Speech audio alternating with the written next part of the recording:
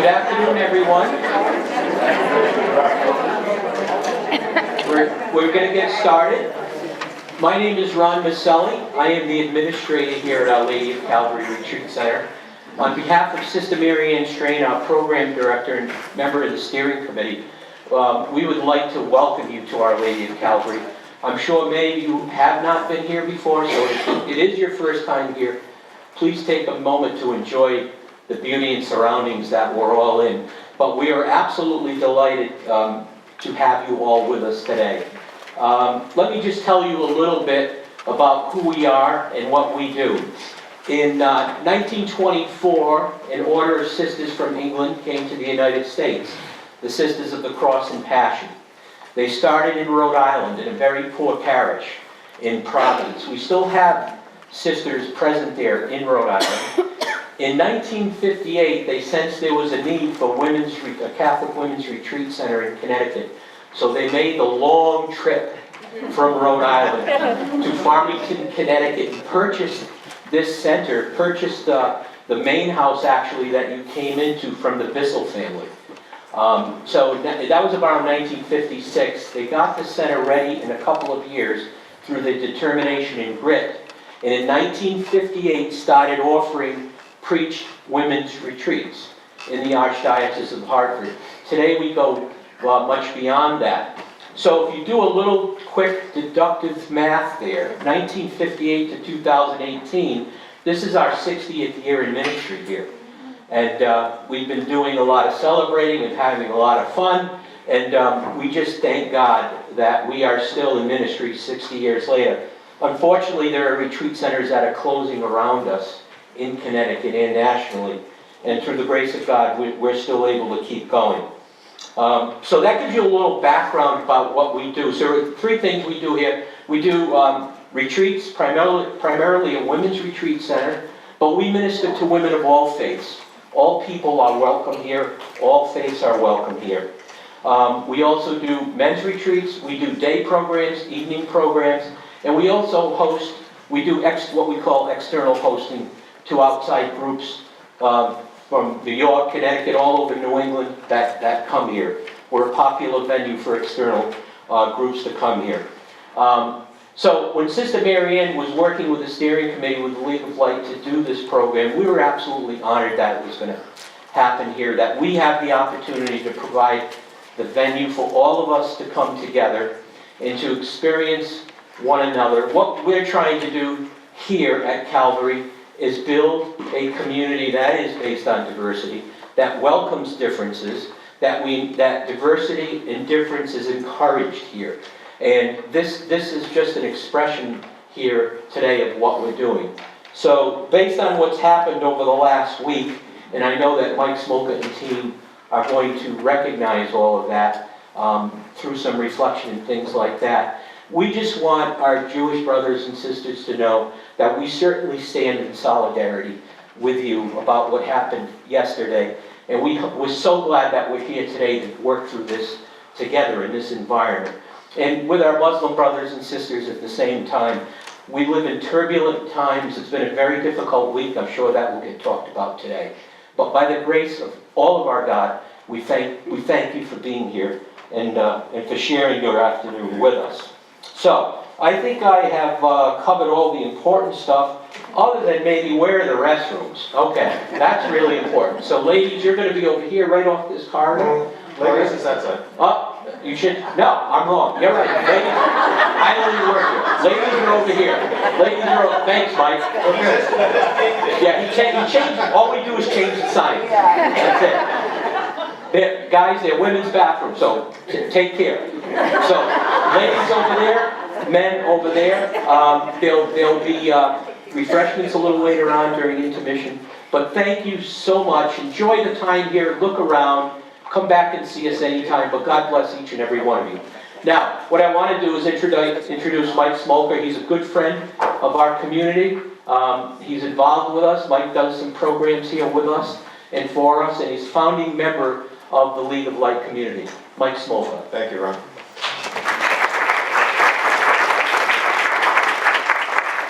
So if anyone feels a little cramped back there, or not comfortable, we have some really comfortable chairs up here, so I encourage folks to move up. So welcome. Skip the tide as they come running up. You know, there isn't a more important time than now, I think, to be having this topic. Embracing the other. Talking about both difference and connection. And we all have busy lives, so I really am impressed. I really am grateful that you took your time out of your busy lives to be here with us today. But I sense that you did it because you know how important this topic is. And maybe you're looking for some support in just how to deal with all this divisiveness, all this difference that's being emphasized out there. So we hope this program really helps you speak to that. Have you guys share some of what's on your mind, and maybe walk away with some tools, with some ideas about how you can make a difference in the world. I'd like to especially recognize some students and some staff and parents from Watkinson School. It's the young folks that are really going to make changes in our future. So I'm very, very delighted to have, we have about 15 folks here from Watkinson's. So during the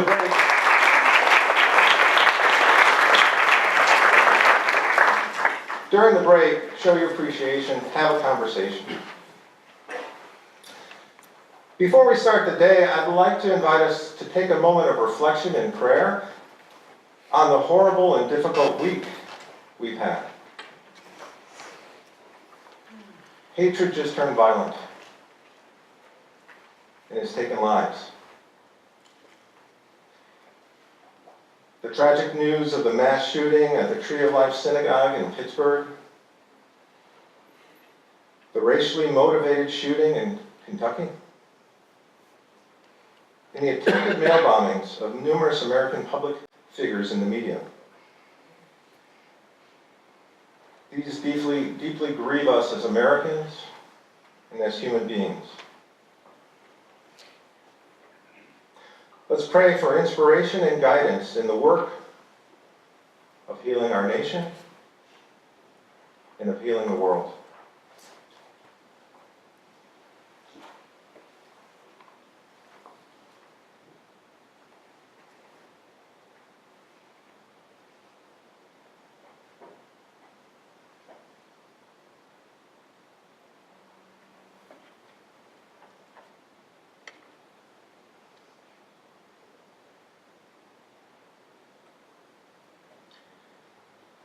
You know, the spike of divisiveness and the support of hatred rhetoric hits all levels of our society.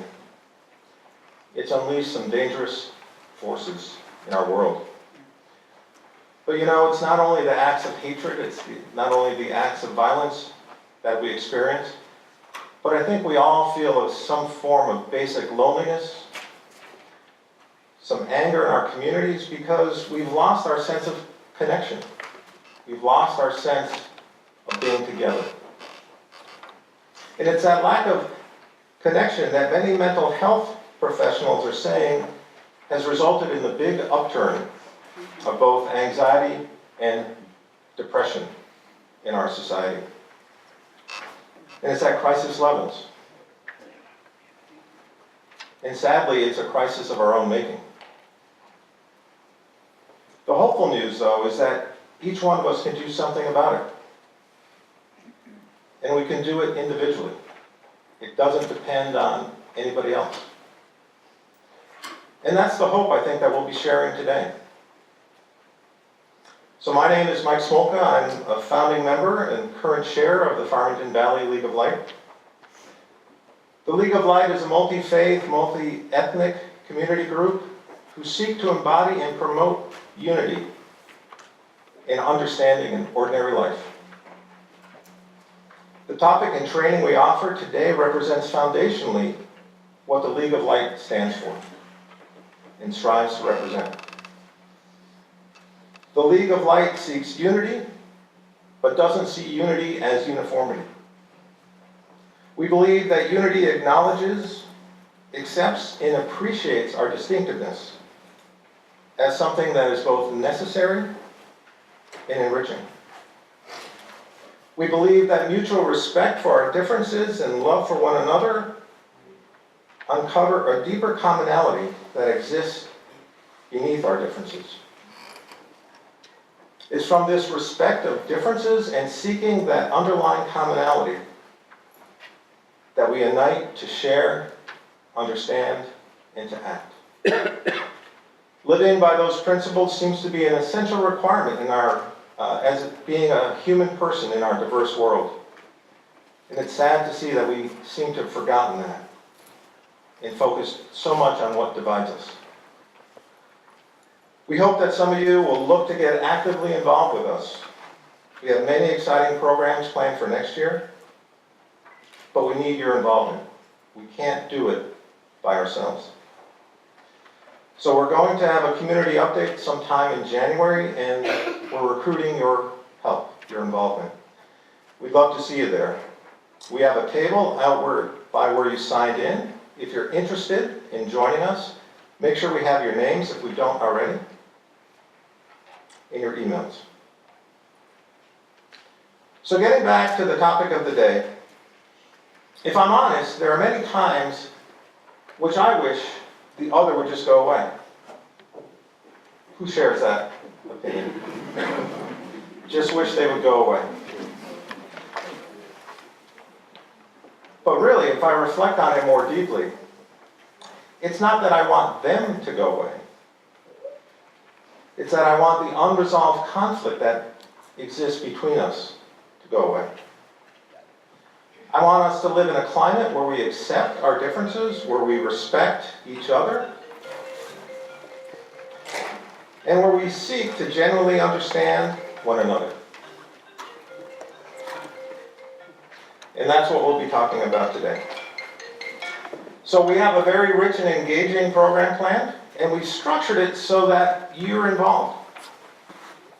All along the way, we want to get you to participate because we know it's important for you folks to have an opportunity to share what's on your minds and to share in an exercise of how to engage better.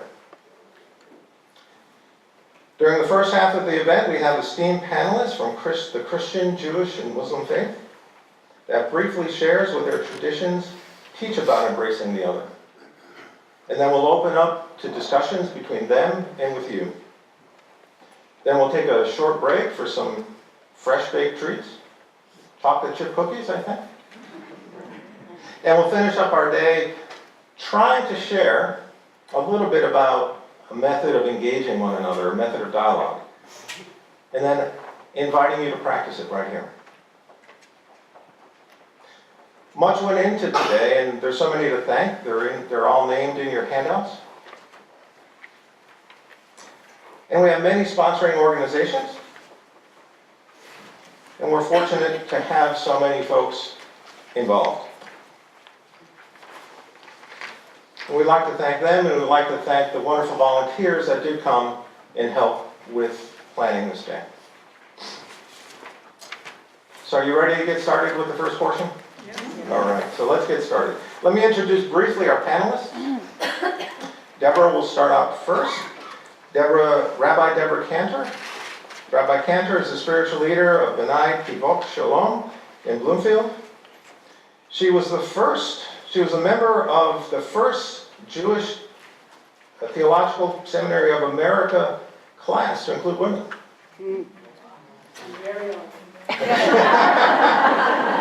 She's been very involved in education, having several roles at the Harvard Seminary, and has recently founded the Neshama Center for Lifelong Learning. Rabbi Cantor has lectured widely and has contributed articles to so many publications and several books. She's also an accomplished artist who enjoys exploring the Torah and Jewish ideas through collage and mixed media art. Did it, right? Okay, can everybody hear me? Is this a good distance? Yeah. Great. I'm gifted with a loud voice. This hasn't always helped me in my life, but could you quiet down, Deborah. How in God's name do we speak to one another? Get it? It's a play on words. Not just how do we speak to one another, let alone how do we listen to one another, but how in God's name do we speak to one another? That's a great title for today. Before yesterday happened, I had some very different remarks prepared. This is what happens when I prepare in advance. This is why I so seldom prepare in advance.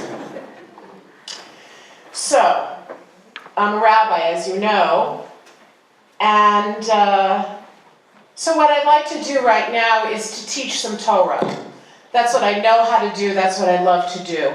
And so, what I want to tell you about is what we were reading in the synagogue yesterday morning, while unbeknownst to us, Jews in a sister congregation in Pittsburgh were being massacred. And we didn't find out about that until we were cleaning up from the lunch that we shared together. After every Saturday morning service, we were cleaning up and somebody came in from the kitchen and said, "Rabbi, I know it's Shabbat and I don't check my cell phone, but I just got an alert that this happened." And then we just stayed together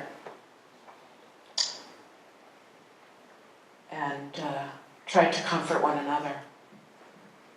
But before that, before we read that alert, we were just in synagogue praying and learning together and listening to the Torah reading.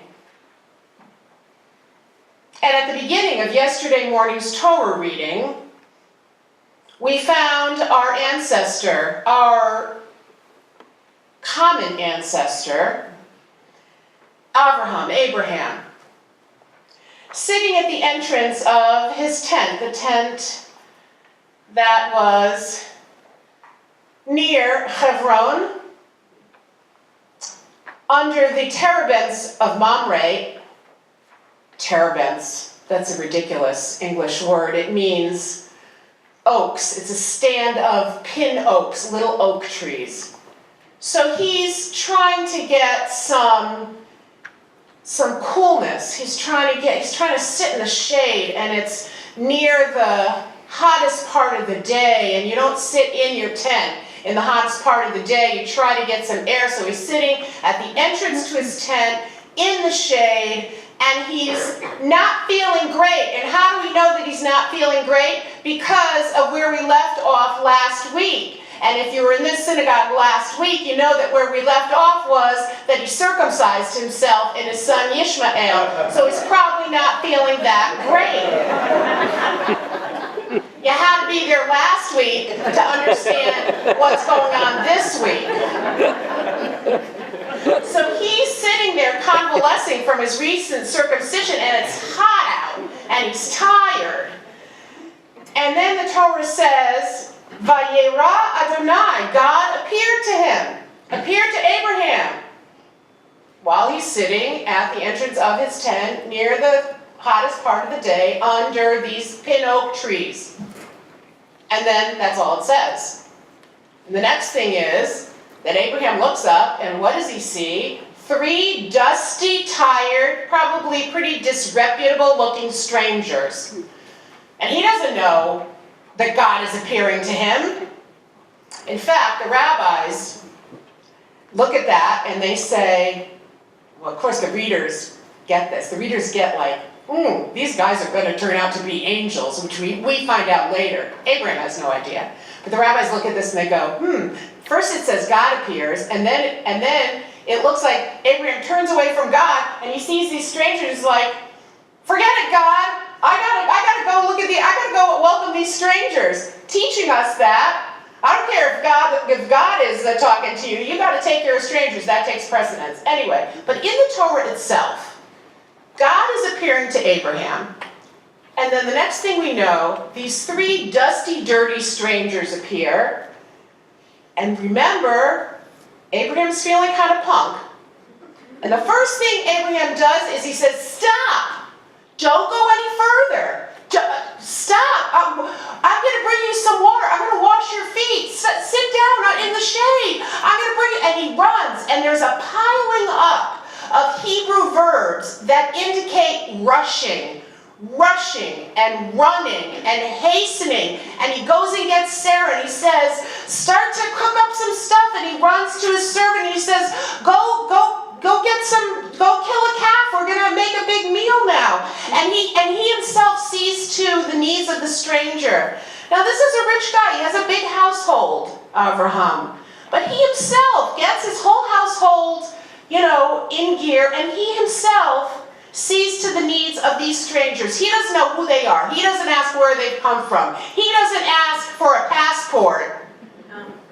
Right? And these guys do not look impressive. He washes their feet, and he takes care of them. He looks and looks to see what are their needs, and I'm going to take care of them. I don't care if God was in the neighborhood, and I don't care how I feel. I'm going to not only take care of them, I'm going to rush to take care of them. And later, he follows through and he escorts them to safety. When they leave, he sees them off on their way.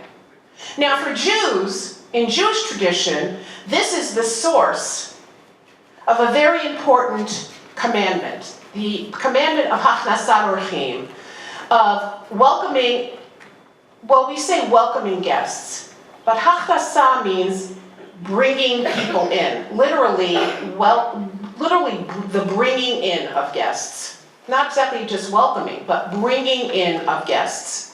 This is the source. The source is not a commandment, thou shalt welcome, thou shalt bring in guests. The source is a modeling by Abraham, our ancestor, of welcoming guests. When Abraham is down and out and feeling sick and hot and tired, and these perfect strangers, dirty and dusty, come by and he runs and takes care of their every possible need.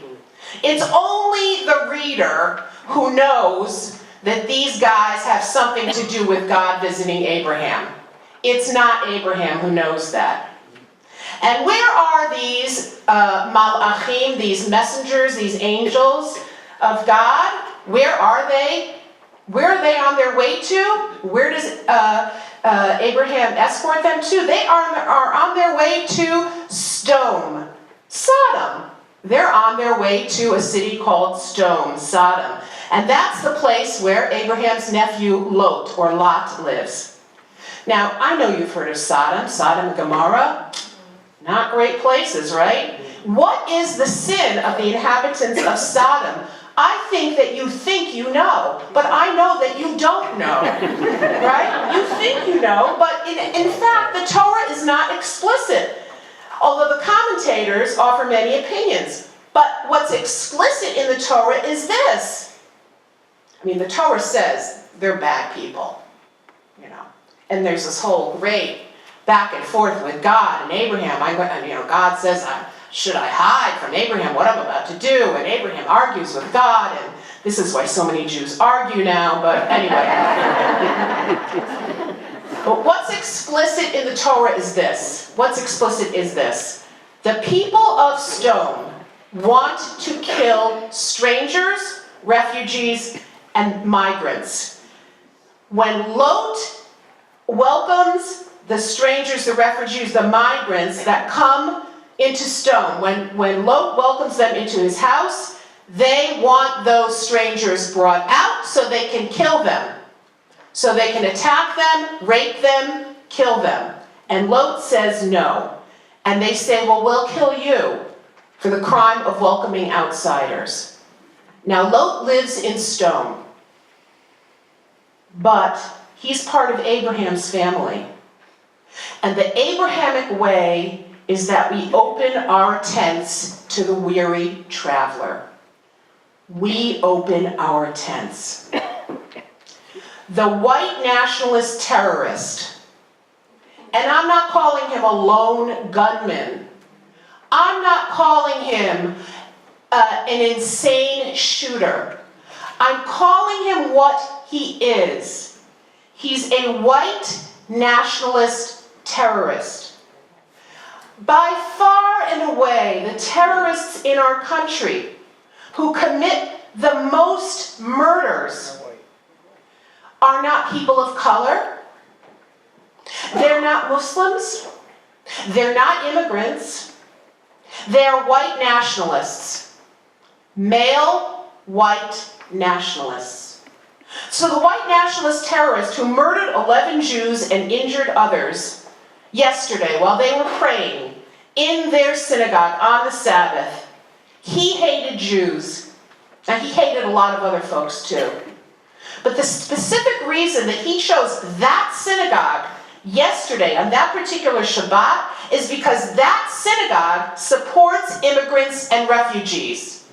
He hates Jews in general, but he specifically hates those Jews because they support immigrants and refugees. That synagogue participated the previous week in National Refugee Shabbat. And their name, the name of that synagogue, Tree of Life, of all things, that's the name of the synagogue. Tree of Life was listed on the website of a venerable Jewish organization founded in the 1880s called HIAS, originally founded to help Jewish refugees escape terrible pogroms in Russia. HIAS, after that, helped Jews escape Germany and other places. Now there aren't so many Jewish refugees anymore, but HIAS is still around. Now they are a Jewish organization that helps other people, that helps other refugees and immigrants here at our borders and around the world. So that synagogue in Pittsburgh, Tree of Life, was on a list on the HIAS website. They were on a list of congregations participating in National Refugee Shabbat. And that's why this guy, I'm not going to honor him by naming his name, that's why this white nationalist terrorist chose them. Now I'm going to tell you something else. My synagogue is also on that list. My synagogue also participated in National Refugee Shabbat last week. In front of our building, at the corner where there's a three-way stop sign, we have a large, colorful banner. And it's been up there since the Muslim ban, and I won't call it anything else, began last winter, in the winter of 2016. And the banner reads, "Our people were refugees too." And we ordered that banner from HIAS. We are proud to display that banner. And when I brought up the subject to my board, and I offered that I would pay for the banner from my rabbi's discretionary fund, I thought I'd have to make some arguments to the board. And guess what? I didn't. The board voted to put that banner up unanimously. And they said, we'll pay the rest of it for the people to put it up and so forth. We're proud that we have that banner up there. People call us. They call the synagogue, they call me. People of all faiths, and they thank me. They thank us for having that banner up there.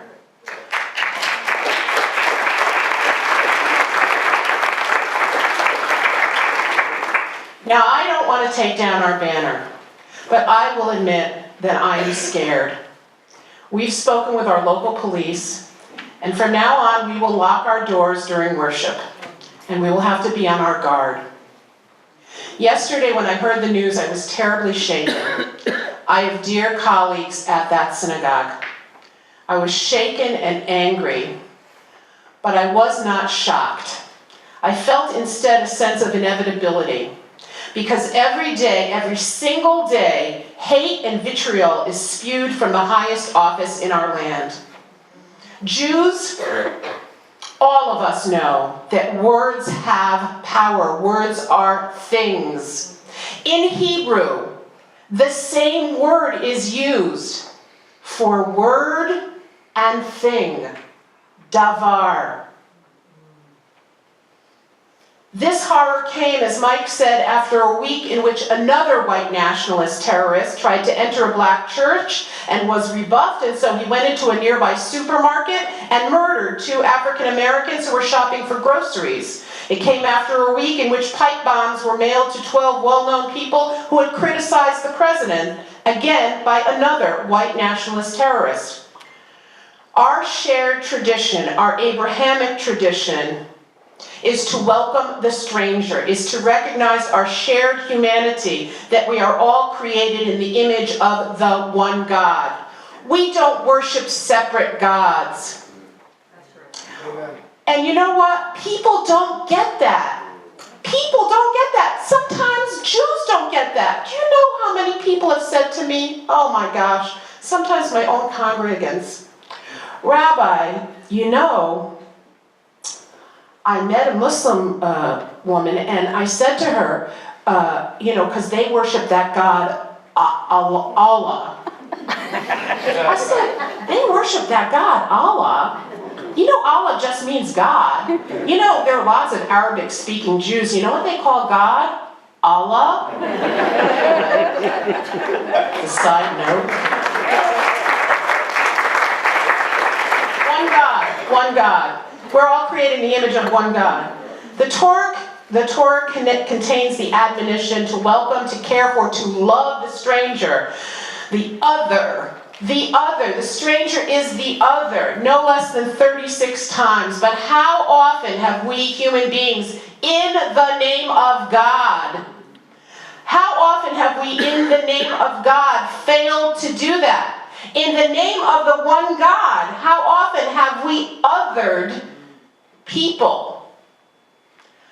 Our Abrahamic faiths, indeed all faiths, have been used to do the very opposite of what they were meant to do so many times in history, and we see that happening again right now. But that's precisely why we're here today as people of faith. We've gathered here today to connect with one another, to declare that we will not allow our faith to be perverted into a tool of hate. As the late great teacher of Torah and dear friend of Dr. Martin Luther King Jr. once said, this is no time for neutrality. We cannot remain aloof or indifferent. We are either ministers of the sacred or slaves of evil. Thank you.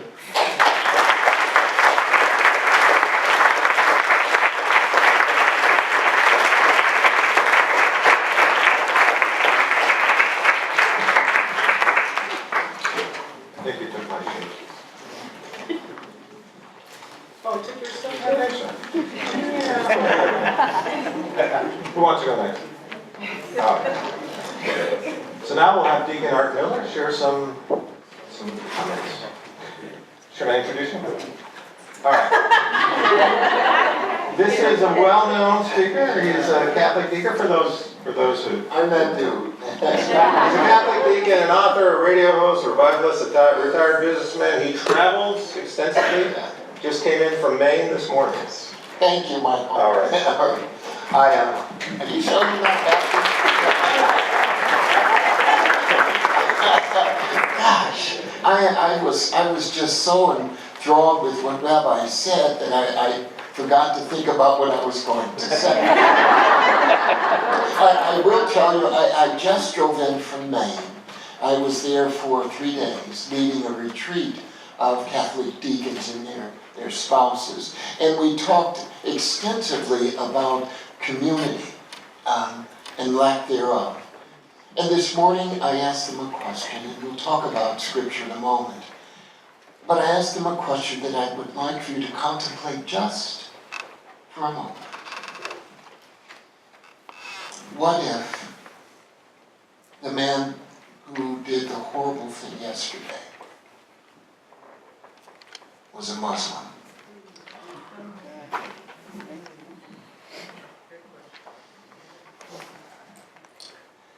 What would have the tone of our country been?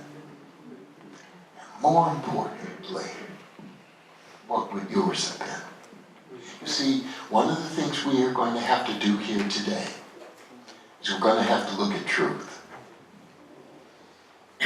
We're going to, and the most difficult thing we do is mine our own truth and not be afraid of it. Everyone in here has a bias. Period. We do. There's a guy walking down the street. He's all tatted up. He's 6'3", weighing 300 pounds. I'm probably going to keep my eye on him because I have prejudged him. It's not whether or not we have these biases, these instincts of survival. It is how do we use them. And unless we have control of them, they will control us. Like everyone in here has stuff. Everybody in here got their own stuff. I don't know what your stuff is, but you got some. I mean, everybody got their stuff. And people who are in my parish know that I'll every once in a while say, how your stuff doing? We all have it. And the one thing that we can do together is to offer our stuff to God. The same God. But going back to that, I know growing up when this kind of thing happens, and even today, I sat there thinking, I sure hope he's not black. Right?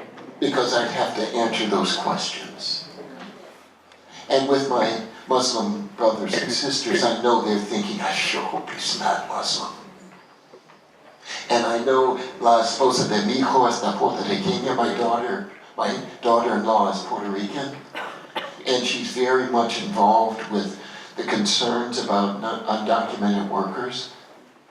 I know she was also thinking, I sure hope that wasn't an undocumented worker. I'm going to tell you what white privilege is right now. You didn't worry whether or not he was white.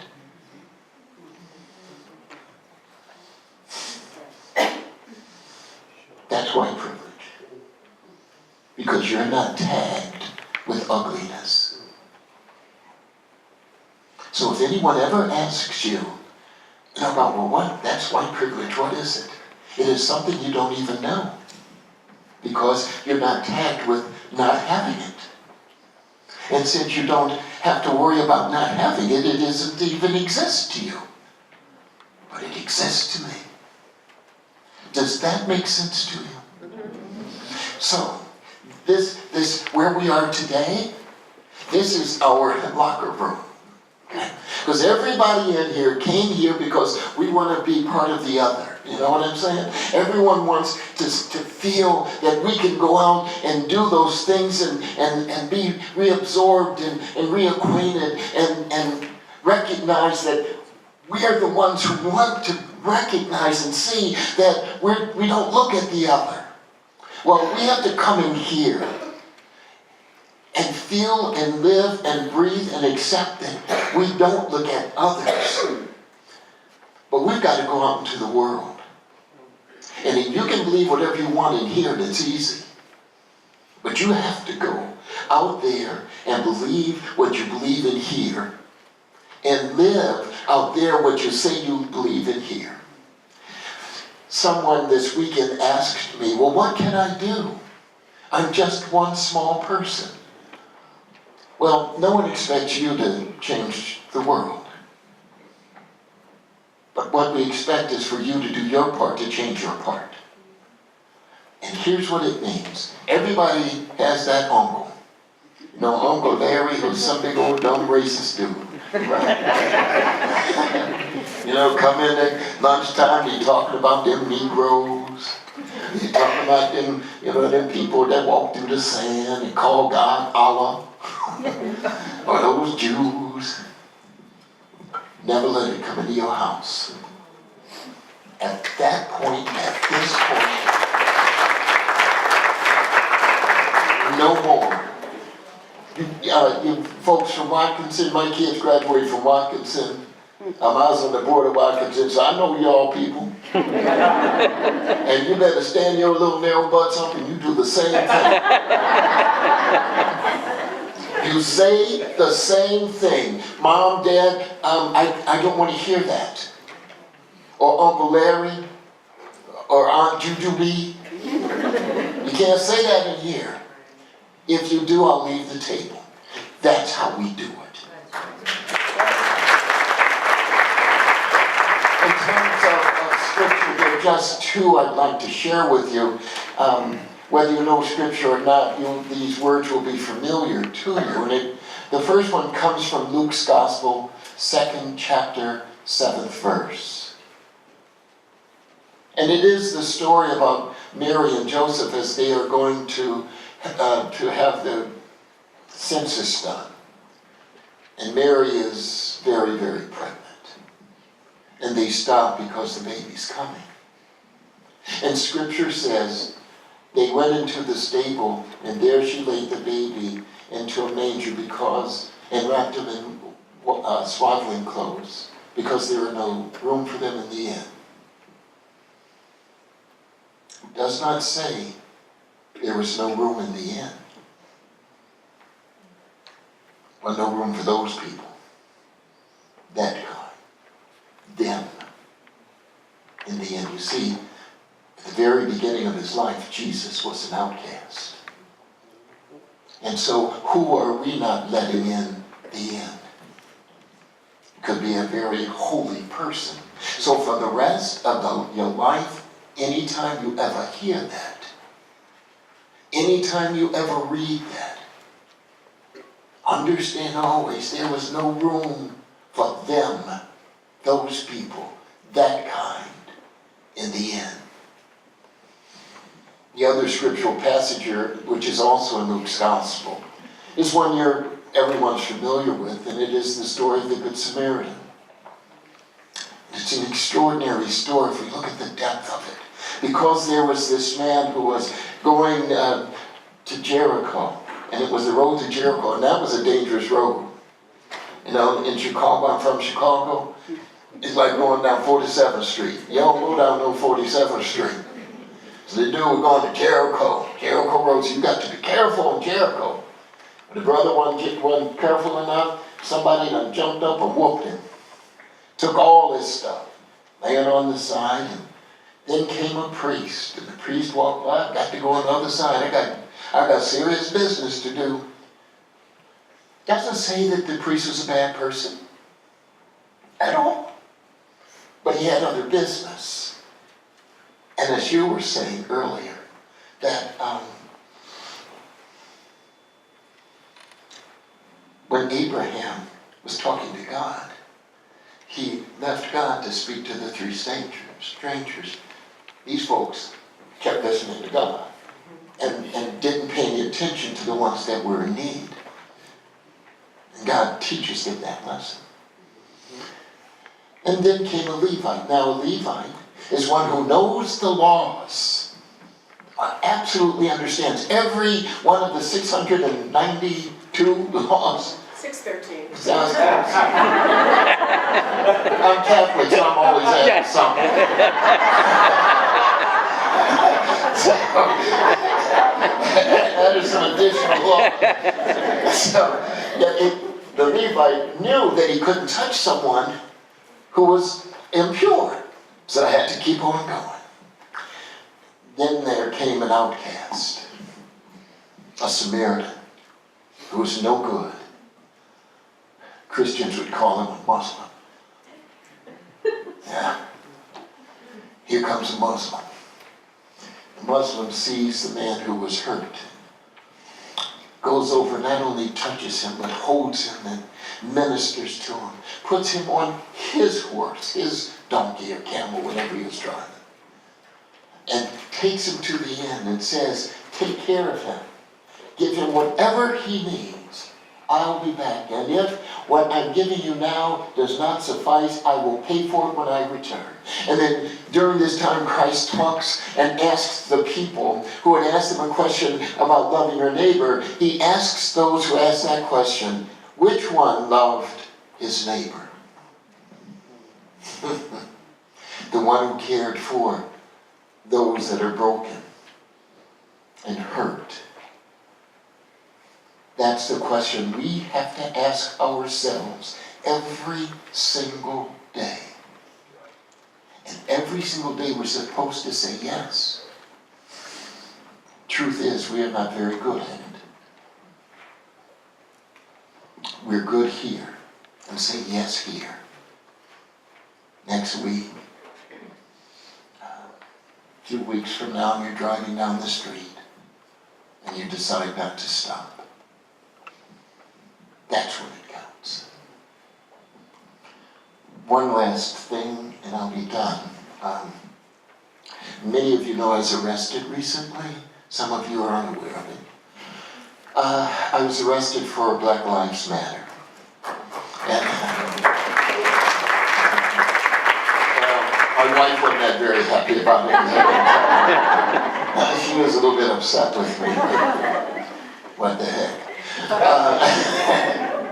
She had a reason this time, and I knew what it was. Sometimes she's mad, and I don't even know why she's mad. But in any event, the reason I decided to do it was it was right near Watkinson School at the end of Greenfield Avenue and Route 44. You know, and at about 4:30, that's really busy. I'm sorry. And, Sorry. no, I'm sorry, I'm laughing. And there were many of the executives who work downtown Hartford use Route 44 to get over the mountain. And they fail to see the poverty they're driving through. They drive right by it. And so, at that moment, I could, to biblically, understand that this would apply in the story of the Samaritan. We would stop them and make them see the poverty that is there. And so I decided to do that. We blocked that street up so bad, it was messed up. The funny part, there's some of my parishioners here, but this is cool. The president of our parish council, you know, like the board director, he was stuck in traffic too. and then our priest held up the paper that I was in and said, "Aren't we proud of Deacon Art?" You know, and you can hear the applause. No, people are fun. And he came up afterwards to talk about it. He said, "Deacon, don't all lives matter?" The answer is yes. All lives do matter. But in our country, there's some lives that matter more than others. And we had that discussion. And to his credit, he said, "Now I get it." He began to see that the other is him. Thank you.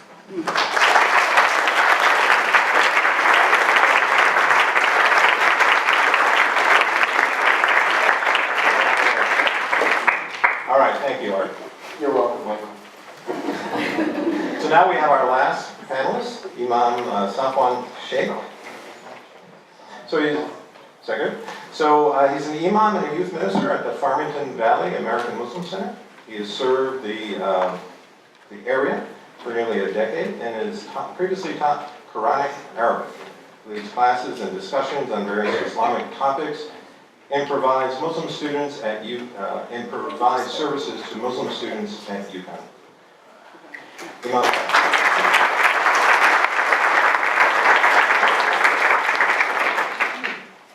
It's a long biography. Who wrote this? I did.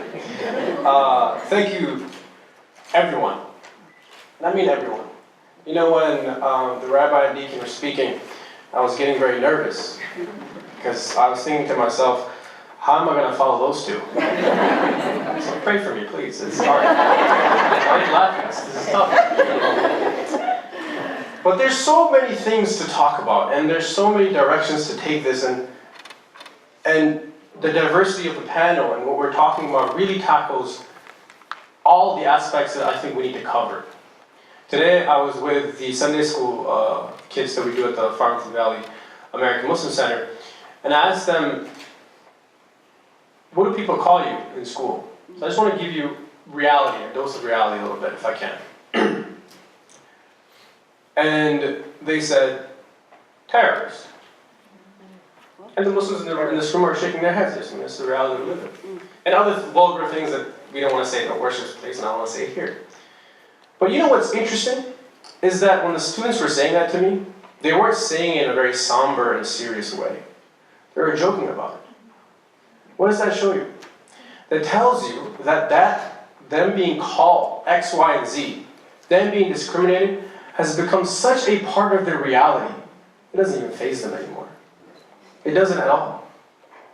It doesn't. And you know, Deacon, you hit it right on the, hit the nail right on the head.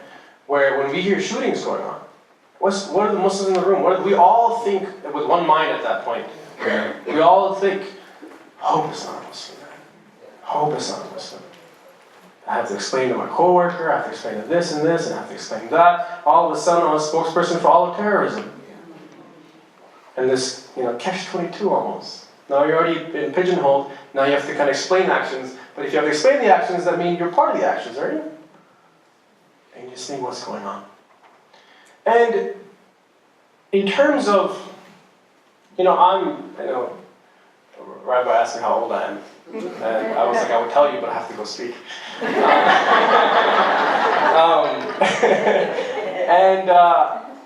And even though there is a lot of turmoil, there's a lot of just hatred. I mean, hatred nowadays is an ideology, it seems like. Right? Before it was just, not even before, it was still an ideology, but it's such a visceral way. So visceral. I mean, right then and there with no filter. In 150 characters, tweets go out. And I didn't even think in 150 characters you could carry that much hate. What is going on is happening. And it's very easy for us to kind of get really down on ourselves, right? Get really succumb to the turmoil and the tragedies that go on. And it's very tough to keep going. And then what do we look for? In those moments, in these moments, in this week, we look for faith, right? We look for God. We look for Allah. We look for faith. And it's beautiful when we talk about Ibrahim. And you mention his stories, and there's so many lessons and so many stories. But there's some prophets that are known for just one story. Abraham is known for many stories.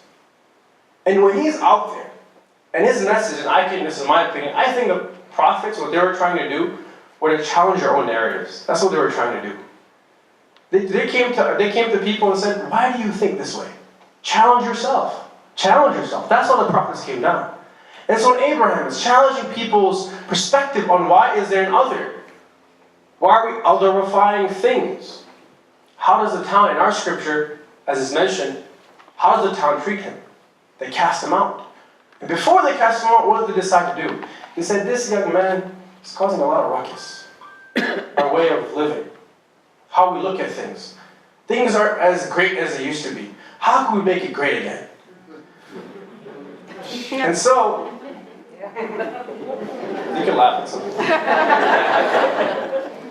And so he, in this moment, in this very intense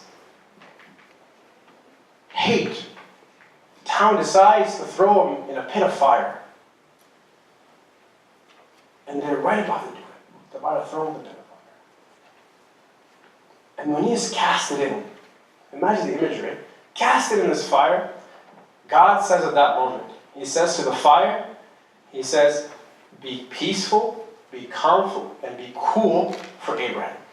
And at that moment, when fire should be burning him, and the turmoil should be catching him, it should be, just destroying him to ashes. At that moment, he's still safe. And could you imagine if he's in the fire, who is he looking at? He's looking at the townsfolk. Yeah, I'm still here. Do what you want. I have God with me. And, I'm really thankful, as Muslims, I think also, we should be really thankful for brothers and sisters who we have here, who are able to support us. I mean, there's so many things that I wanted to say today, but they've already covered it. Makes my job a lot easier. Right? The aspect of worshiping one God. The aspect of the psychology of a Muslim. What are we thinking about? What do we have to look? Are we looking around our corner? What is going on? I was in a state in the South, and as you can imagine, it's a lot different there, right? And there's good and there's bad. I'm not here to kind of divide our community. That's not the purpose. But in one of the bigger mosques there, you would have people, and this is the reality we're talking about, you would have people with AR-15s in front of the mosque just walking around. And it was legal because they were not on the mosque grounds. And you would see our brothers and sisters, again, I don't want you to notice just the hate, but notice our response, just walking as if nothing is going on. Just walking, you have to go to the mosque. Oh, hey Bob, hey Tim, whatever, the guy on the AR-15. Shows you, it doesn't even faze them anymore. It becomes reality. And in the day and age that we live in, the community that we live in, with all the hate that's been going around, and how the hate is really enabling actions that were never been enabled before, it's really, really important to do work like this, right? And challenge our own narratives. Why do I think the way I do? With our Sunday school kids, they say things, right? They say a lot of things. I asked them one question like a 3-year-old. Why? Like, what do you mean? Why? Why? Why? And they don't like me. I'm not that popular, right? But the challenge is why we think what we are. And the last thing I'll end with scripture is this. It's human. It's natural to have other. In Arabic, in terms of how to, you talked about words, they say you don't really truly know a meaning of the word unless if you know the opposite. Just like colors, right? You don't really know what black is unless if you know what really white is. And you really don't know what white is unless you know what black is. Similarly, psychology speaking, right? Speaking from a psychology background, human beings make this other. I don't really know who I am until I see a drastic difference from somebody else. So that's okay. Understand? But when God mentions it in our scripture, in the Quran, and what we believe in, He says that God made you from a male and a female, and He puts you in different tribes, and He puts you in different nations, He puts you in different races. That's my little commentary. He puts you in different races, puts you in different classes. Why? So that you may get to know one another. That is the purpose. It's interesting. The more different we are, the more opportunities we have. The more different we are, the more opportunities we have. Not opportunities of hate, but opportunities of love and coming together. And I'm really, really honored and privileged to be here. Thank you very much for all the support. And we're with the Jewish community. It's really tragic. It really, really is tragic. I was talking to Sunday school kids today about it, about what happened and why is it happening and whatnot. I mean, this is something that, you knew the rabbis there, right? I mean, she just mentioned the story about the banner and what it represented. I mean, this is real. This is real. So please, if you need anything from our community at all, please do let me know. Thank you very much. Thank you.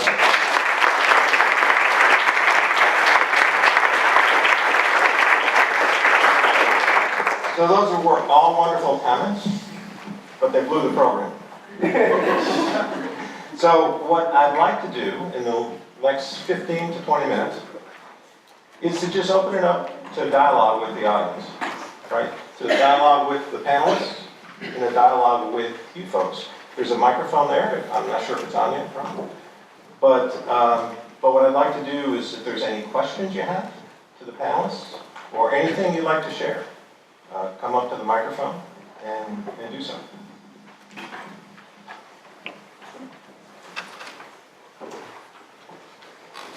Hi, I'm Betsy Van Loon, and I'm a member of the Avon Congregational Church.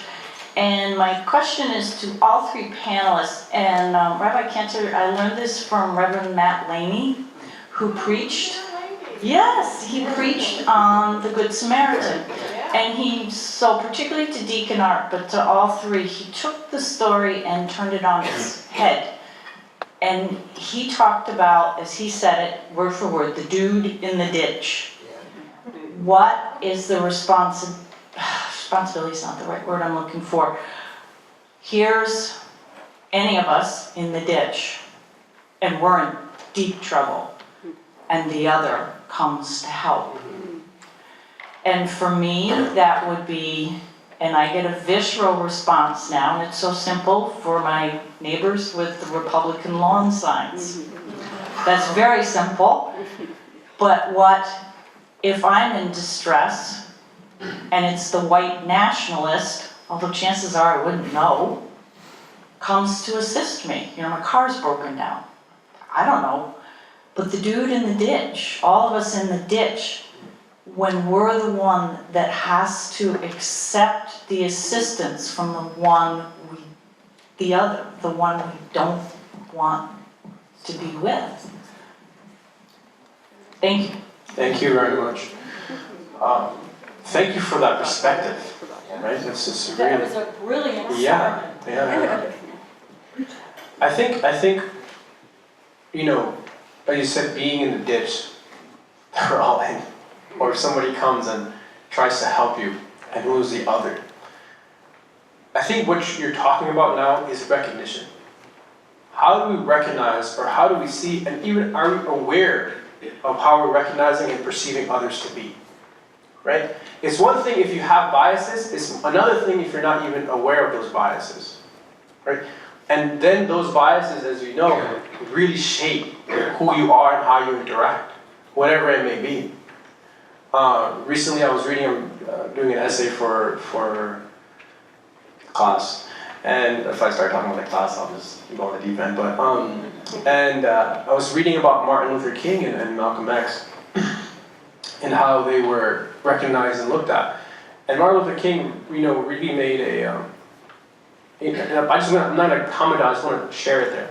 He said that I never wanted to be caught eating watermelons in public because of what they might say to me. Thank you. I've been in that circumstance. I went down during just one in particular when Katrina occurred, and I went down to Mississippi to help those who were flooded out during that time. And there was a little town, and it was right on the bay, the Gulf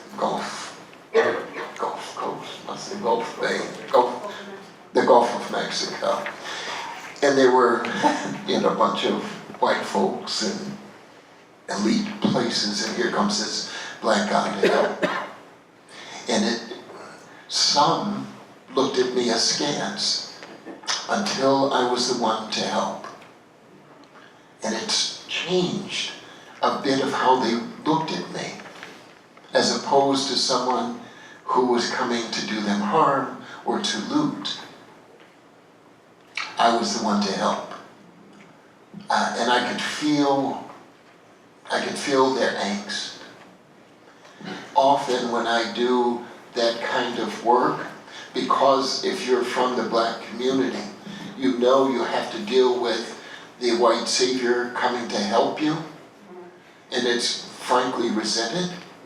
I try as best I can in circumstances to be the black man helping people, so that that other thing has another look on it.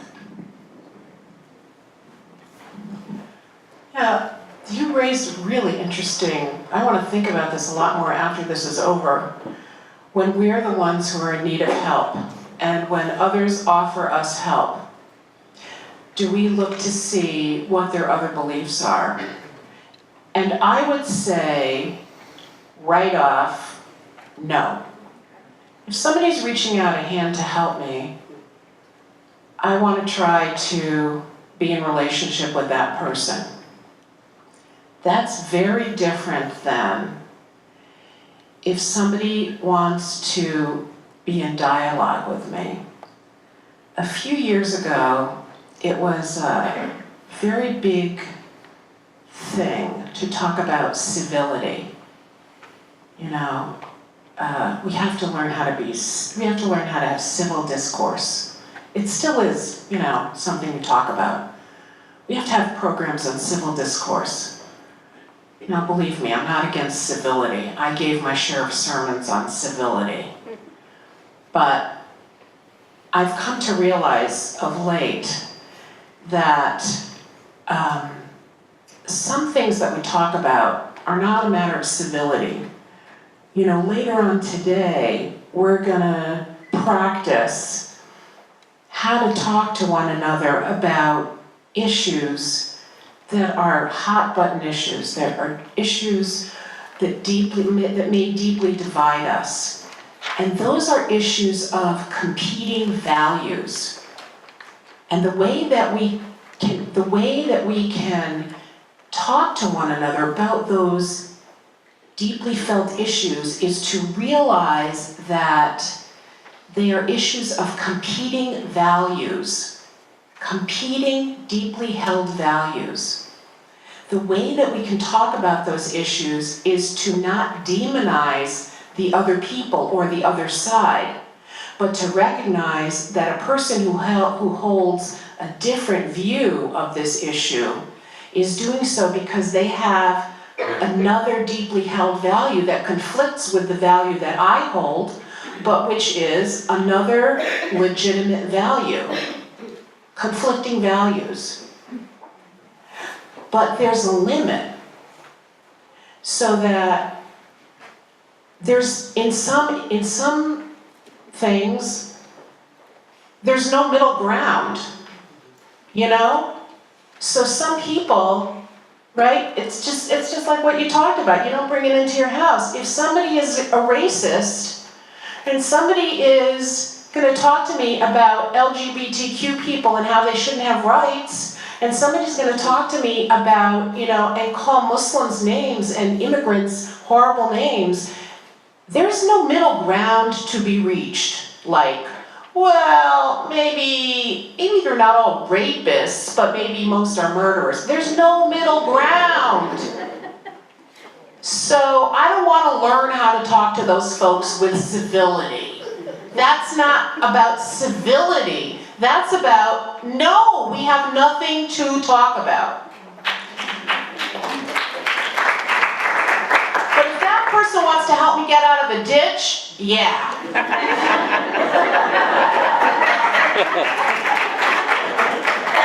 All right, so part 2 of this presentation is going to be interesting. Yes. Hi, Okay. We'll get to you, Colin. I'm Roseanne Druckman, and we've been talking a lot about polarization and really hate. And as you look at your religious communities, and you look kind of historically, are they more polarized now? Your own religious congregation or your religious community. So talk about your own religious community on that subject, and also talk about, I guess, the country at large in terms of the trends and what's driving us away from each other. Since I have the microphone, I think that our particular community is a reflection of the community at large, with the same held beliefs that the community holds. The objective, of course, of every religious organization or house of worship is to help them find their way to God, and is what they're thinking in concert with what God is calling them to be. But we are a reflection of in my opinion, of the society as a whole. I totally agree with that. We can't separate ourselves from the larger society around us, and we all have holy scriptures, and we all can quote away.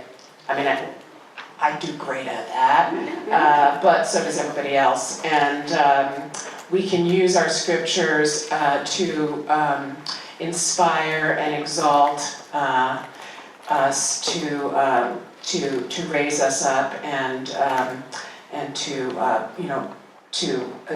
pursue peace and justice and righteousness. And we can also use our scriptures as a cudgel, and we can do whatever we want. We can do whatever we want. So we have to always ask ourselves, when we cite scripture and when we speak, again, in God's name, and we speak in the name of our faith, we have to ask ourselves, is this really, what's going to be the result of this? Is this promoting peace and justice and righteousness? What's the bigger picture here in terms of what God calls us to do? Because you always have to have kind of a litmus test of that. And also, I'm just really, I really love this idea, humility. I think we all need a big dose of that, humility. Like, I don't know, somebody gets up there and starts yelling about that they know what God thinks. I don't know. I like to, slap a little bit of humility over that person's head. To segue. I think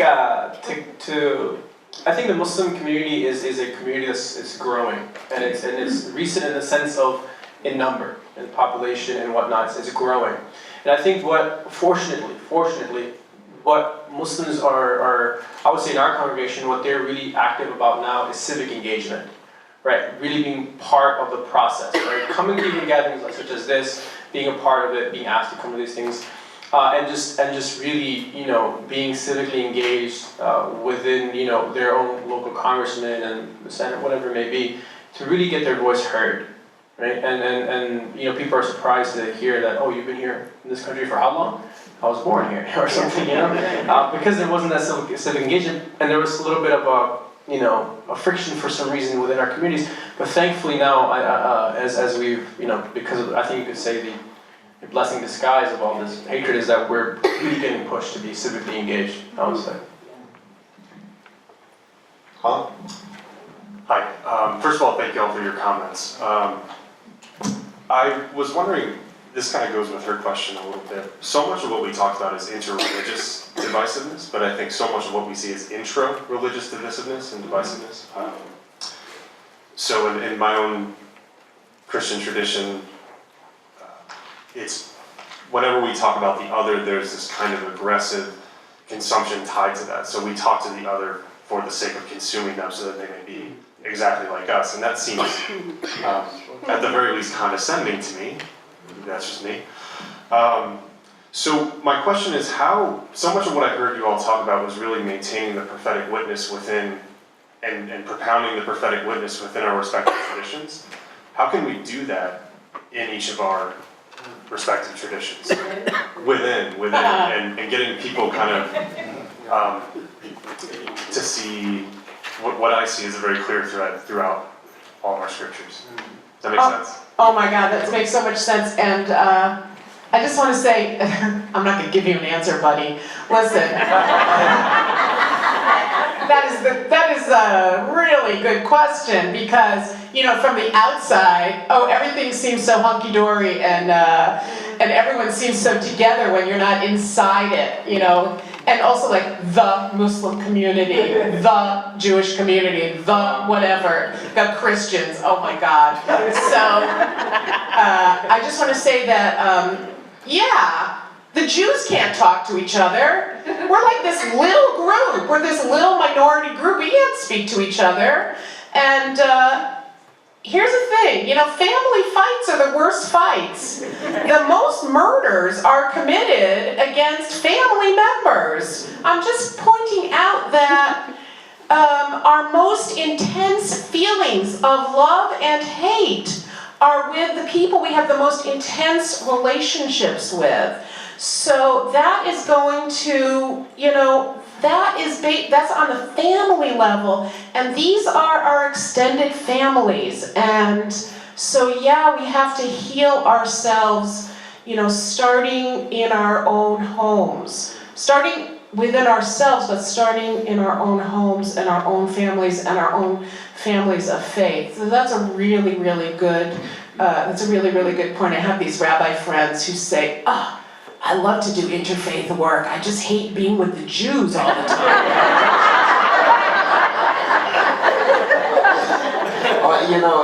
As Rabbi said, it's difficult to talk about family fights. In the Catholic tradition, when there are churches within the archdiocese that are closing, and so that it's not only the inter-Christian. Even Catholic folks get upset with one another. Which pew are you sitting in? It's Christmas, you never come anytime except for Christmas, now you're sitting in my seat, because you come once a year. We all know that. What is the answer? We all know the answer. Every single one of us knows the answer. It's to love one another. It's not in the knowing, it's in the doing. And our role, all of our role, is to go out there and do the loving. Yep. There was in the 60s, in the early 60s, one of my teachers, his father immigrated to Houston, and they made a mosque. And if anybody's familiar with the Islamic tradition, you have in terms of the number, majority population of Muslims are Sunni, which I'm claiming of as well, and then you have the Shia, right? And he mentioned something, the teacher of mine, he mentioned that, in the 60s when my father was there, they were all prayed in the same mosque. They prayed differently in their own ways, but they all prayed in the same mosque. He said they didn't have the luxury you guys have today of arguing with each other. So sometimes, as we move forward, I can speak on behalf of our community, as we're moving forward, and I think we're realizing more and more about civic engagement, that those arguments have existed for 1,000 years. And you and I may not ever be able to reconcile these issues, right? But I can vote for somebody in this election, and you can vote for somebody. I think that's the way we look at it. One last interesting thought, in terms of Christianity, after the first 1,500 years, there were essentially one Catholic, small c, Christian church. Then, after Martin Luther had tapped his grievances on the wall, do you know how many Christian denominations there are now? 49,000. We've done a really good job of being one. All right, so I'm going to ask, because we're cutting into cookie time now. I don't want to miss a question, but I'll ask that maybe one person respond. Okay. So let's get to 3 questions. I'll be brief. John Montalbano from Rocky Hill, and I'm in the diaconate program that Art is involved in. I've always wondered, how did we get this way? Children are not born innately hating others. And briefly, when my daughter was 3, she's sitting on my lap and we're reading a magazine, and there's a picture of children, black, Latino, white, Native American, Indian. And I said to my daughter, how are these children different? And I was curious at her answer, and it blew me away. She said, Daddy, they all have different hair. And I said, what? Some were straight, some were curly, some were blonde, some skin color was completely oblivious to her. And when I was in high school in New York City, we had a wonderful organization called the Conference of Christians and Jews. It was a way to bring people who might not normally encounter one another into dialogue. And it has helped form the person that I am today. I regret that I don't know many Muslims. I know one woman who converted from Christianity to Muslim. But the irony of our hatred is we tend to stay in the clan we're born in.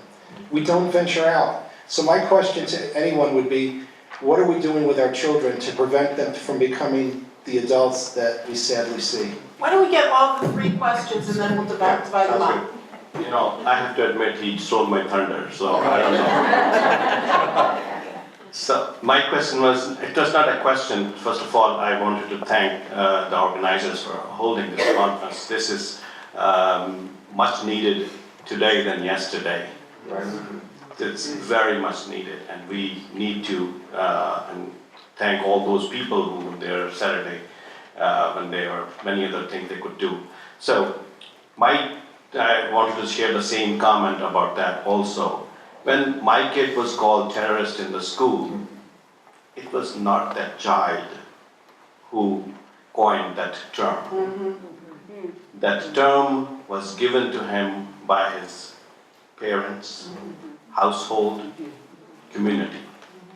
So I think as our faith leaders, that again, we don't want to give you responsibility, we want to share the responsibility that it is our duty, our job, and your job to each and every household has to teach the next generation. Because now I'm not worried about myself. I live my life the way, by hook or by crook. By being called terrorist or by calling people terrorists, it's over almost now. We are worried about our future generation. Future generation, and the unit is a household family unit. And in America, we are losing that. No, little by little. So I think as leaders, we need to promote that more than ever before. That's what's going to bring us all together. And I always say, we need to learn how to cherish our similarities and respect our differences. We are not going to change each other, the 2.5% which we don't agree on. We have been in a part of the group with our Jewish friends. We call it brunch bunch group. 8 or 10 Jewish families and 8 or 10 Muslim families, we meet in one of our each houses every month. Over the 6 years, this is our 6th year, we have learned our rituals are the same, our prayers are the same, our message from God, Allah, is the same. It's only less than 3% of the stuff which we do not agree on. And then that is the all fight about. So let's start learning how to respect these differences. Thank you. And one time when I responded to a scene, or an EMS responded to save someone's life, did anyone ask, is this Jewish blood, black blood, or Muslim blood that's going to save my life? Anybody that needs a transplant to survive, I can't see anyone ever saying, well, who's the organ donor? Right. So I just sat on a conversation on Wednesday. I'm also chairman of the East Hartford Board of Education. So we brought in some consultants because in East Hartford, about 80% of our students are of minority backgrounds.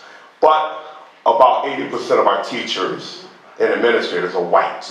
So we surveyed our students and we wanted to know, what is it that makes you feel uncomfortable in school? And the main thing they said is that we can't relate, or people can't relate to us because they don't look like us. And someone asked a question about their children. There's a great video that's called The Lie. And they actually asked kids that had on wraps on their head of the Muslim faith, Christians and Jews, what is it in your classroom that these kids are different? And not one of them mentioned religion. So we as the adults have done the negative thing in this country. And I'll end by saying this, that I'm here today and my heart goes out to the Jewish community. As an African-American male, I was blessed to grow up in the north of Hartford, had both my parents. My dad was a pastor, my mother was an educator. And when I was blessed enough to be able to move, I wanted to move out of Hartford. So I bought a house in Marlboro, Connecticut. Not knocking Marlboro, some of you might live there. But when I moved, there was a 28-year-old black male. There were only 3 black families in the whole town. So the first couple of weeks that I was in town, it was very frustrating to me. Whenever I went into the store, I went to get gas, people would stop and stare.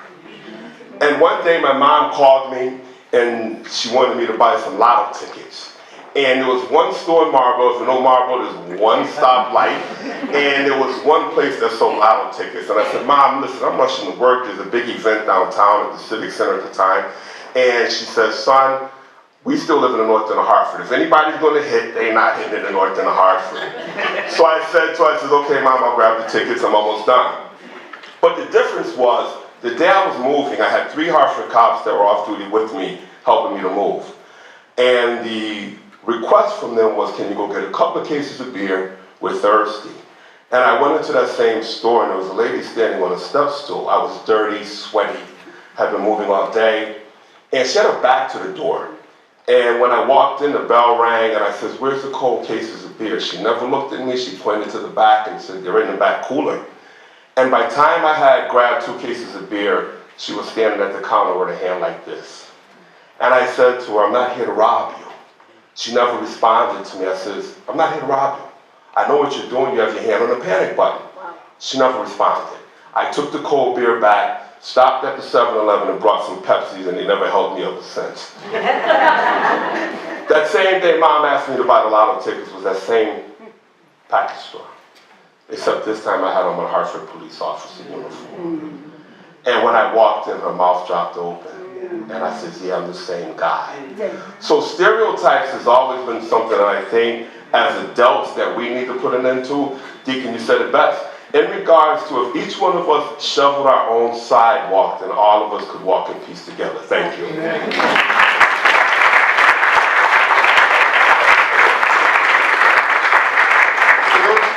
Wonderful comments.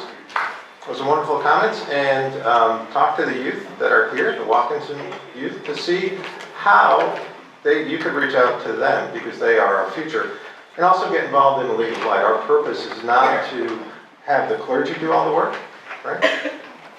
Our purpose is that we get together in sharing that, right? By getting to know each other, by having events like this, so that we can invite the broader community and inform them. All right. Can I take a picture of y'all? You look so good. I ain't gonna hurt you. So why don't we take a 15-minute break? Take a picture, take a picture. We're all so good. Somebody help me take this up. So if y'all done anything bad, don't want to be, or you said you weren't gonna be here. So after this, let's take a 10-minute break. Have some cookies and we'll get back.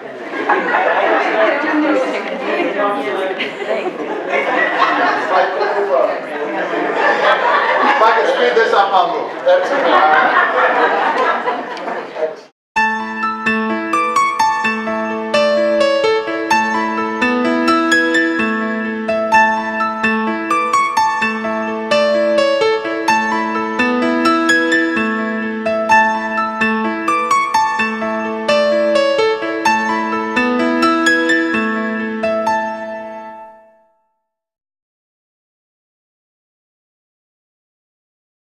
Funding for Simsbury Community Television is provided in part by contributions from viewers like you. Thank you.